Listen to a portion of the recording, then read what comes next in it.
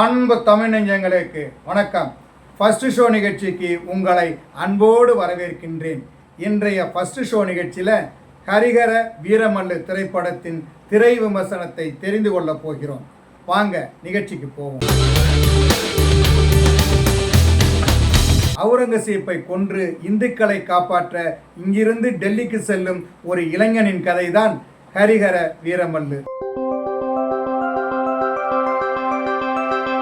சத்யராஜின் மகன் வீரமல்லு இந்துவா வாழவே வரி செலுத்திய காலம் அவுரங்கசீப்பின் காலம். மக்களோட உழைப்பு அவருடைய காலடியில் நசுக்கப்பட்டது. அவரை ஒரு உண்மையான போர்ப்படை வீரன் வீரமல்லு எப்படி சந்திக்கிறான், அவரை எப்படி வீழ்த்த போகிறான் என்பதுதான் இந்த படத்தின் கதை. இங்குள்ள மன்னன் ஒருத்தன் மக்களின் பசியை தெரிந்து கொள்ளாமல் எப்படியெல்லாம் விளையாடுறான் அப்படின்னு இந்த படத்தோட கதை தொடங்குது. பஞ்சத்தின் போது அவர்களுக்கு உதவ 2 மூட்டை நெல்மணிகள் கொடுக்கும் போது பைல்வான்களுடன் அவர்கள் மோத வேண்டும். பசியோடு இருப்பவர்கள் மோத முடியுமா? அவர்களுக்காக வீரமல்லு களம் இறங்குகிறான். அந்த பைல்வான்களை அடித்து நொறுக்கி தோல்வியடைய வைத்து நெல் மூட்டைகள் அனைத்தையும் ஏழைகளுக்கு கொடுக்க உதவுகிறார் கதாநாயகன் வீரமல்லு. அந்த மன்னருக்கு இன்னொரு இடத்துல வீரமல்லு உதவுகிறான். அதனால் பிரச்சனை வருகிறது. அந்த பிரச்சனையை சமாளிக்க அந்த மன்னன் சொல்கிறான், அவுரங்கசீப்பின் மாளிகையில் அலங்கரிக்கும் கோஹினூர் வைரத்தை கொள்ளையடித்து வர வேண்டும். அப்படி கொண்டு வந்தால் உன்னுடைய உசுறு உனக்கு நிலம் தருகிறேன், இல்லை என்றால் உனது உசுறு உனக்கு கிடையாது என்கிறார். சிம்மாசனமா மரண சாசனமா அப்படிங்கிற நிலை இருந்தாலும் கோல்கொண்டா கோட்டையிலிருந்து 8வது இளைஞனாக டில்லியை நோக்கி பறக்கிறார் கதாநாயகன் வீரமல்லு. அவருக்கு வீசண்ண மாமா, குப்பண்ணா, சுப்பண்ணா என்று 6 பேருக்கு வழிகாட்டவும் உதவியாக இருக்கவும் செல்கிறார்கள். செல்லும் வழியெல்லாம் நிறைய பிரச்சனைகள் இருக்கின்றன. அதையெல்லாம் சமாளித்து செல்கிறார்கள். இவர்கள் புறப்பட்டதுமே டெல்லியில் இருந்து தகவல் வருகிறது, வீரமல்லு டெல்லிக்கு வந்து சேரக்கூடாது, வழியிலேயே அவனது உயிரை எடுக்க வேண்டும் என்று ஆணை. அதையெல்லாம் கடந்து டெல்லிக்கு செல்கிறான் வீரமல்லு. அங்கு என்ன நடக்கிறது, அவுரங்கசீப்பை வென்றானா, கோஹினூர் வைரத்தை எடுத்தானா என்பதுதான் இந்த படத்தின் மீதி கதை.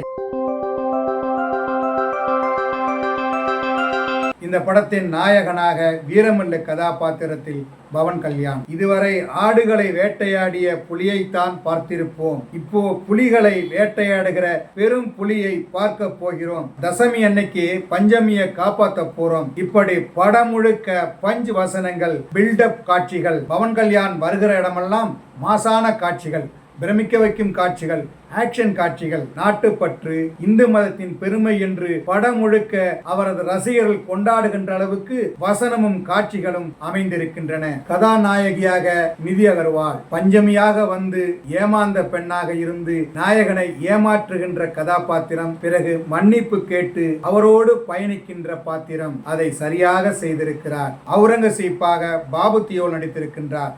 அவருடைய காட்சிகளும் மாசாக அமைந்திருக்கிறது. சத்யராஜ், நாசர், நர்கிஸ், பக்ரி, நோரா படேஜி, ஈஸ்வரி ராவ், சுனில், ரகுபாபு, தனிகல பரணி என படத்தில் நிறைய பேர் நடித்திருக்கிறார்கள். எல்லோருமே பாத்திரங்களுக்கு பொருத்தமாக இருந்து அவர்களுடைய அனுபவ நடிப்பை கொடுத்திருக்கிறார்கள். இந்த படத்திற்கு ஞானசேகர், மனோஜ் பரமஹம்சா 2 பேரும் ஒளிப்பதிவு செய்திருக்கிறாங்க. அதாவது படம் பிரம்மாண்டமான படம், பயங்கரமாக இருக்குது. காட்சிகள் ஒன்று நிறைய நடிகர்களை வச்சு பளிச்சுன்னு எடுக்கணும். கிராபிக்ஸ் காட்சிகள் வேற படத்தில் நிறைய இருக்கு.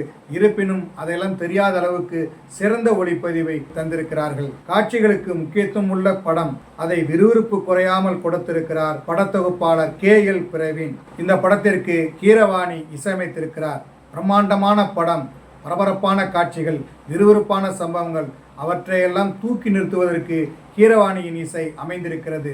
சில காட்சிகள் எல்லாம் டாப் கியர் போட்டு தூக்கிக்கிட்டு போறாரு, படத்தையே எடுத்துக்கிட்டு போற அளவுக்கு அவருடைய இசை அமைந்திருக்கிறது. கலை இயக்குனர், ஸ்டண்ட் இயக்குனர், VFX அதாவது VFX வடிவமைத்தோர்னு நிறைய பேர் இந்த படத்துல பணியாற்றி இருக்காங்க. எல்லோருடைய உழைப்பும் படத்தில் தெரிகிறது. இந்த படத்தை எழுதி இயக்கியிருக்கிறார் AM ஜோதி கிருஷ்ணா. அது பழைய கதை, அவுரங்கசீப் காலத்து கதை தான். அந்த கதையில் கற்பனை கலந்து சில கதாபாத்திரங்களை உருவாக்கி இந்த படத்தை இயக்கி இருக்கிறார். பிரம்மாண்டமான ஆக்ஷன் காட்சிகள், கதாநாயகனுக்கான மாஸ் காட்சிகள் என படம் படு வேகமாக செல்கிறது. மத வசனங்களை தவிர்த்துவிட்டு படமாக பார்த்தால் இது ஒரு மாஸ் படம். மதவசனத்தோடு இந்த படத்தை பார்த்தால் மத வெறுப்பு அரசியலை செய்கின்ற ஒரு படம். இருப்பினும் மாஸ் படம், அதாவது ஆக்ஷன் படங்களை விரும்பி பார்க்கும் ரசிகர்களுக்கு இந்த படம் ரொம்ப பிடிக்கும். என்ன நேயர்களே, கரிகர வீரமல்லு திரைப்படத்தின் திரை விமர்சனத்தை தெரிந்து கொண்டீர்களா? சரி, தமிழ் வலைக்காட்சியை தொடர்ந்து பாருங்கள். தமிழ் வலைக்காட்சியை லைக் பண்ணுங்க, ஷேர் பண்ணுங்க, கமெண்ட் பண்ணுங்க, சப்ஸ்கிரைப் பண்ணுங்க. தமிழ் வலைக்காட்சியின் புதிய அப்டேட்டுகள் உடனுக்குடன் உங்களுக்கு தெரிய வர அருகில் உள்ள பெல் பட்டனை மறக்காமல் அமுக்குங்க. கலை இலக்கியம் யாவும் மக்களுக்கு.